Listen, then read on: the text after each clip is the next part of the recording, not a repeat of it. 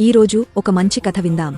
కురుక్షేత్ర మహాయుద్ధం అనంతరం వ్యాస మహర్షి జరిగిన ప్రతీతి లిఖించాలి అని నిర్ణయించుకున్నారు. కాని మహాభారతం ఎంతో విశాలమైనది.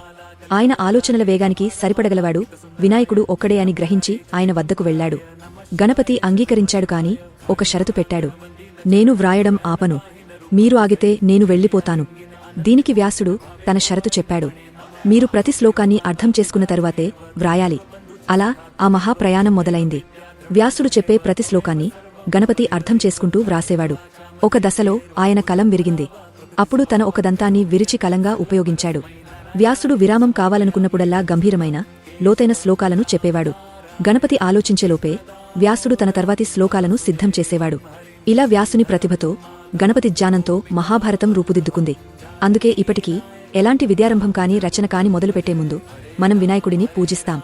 Please like, share and subscribe.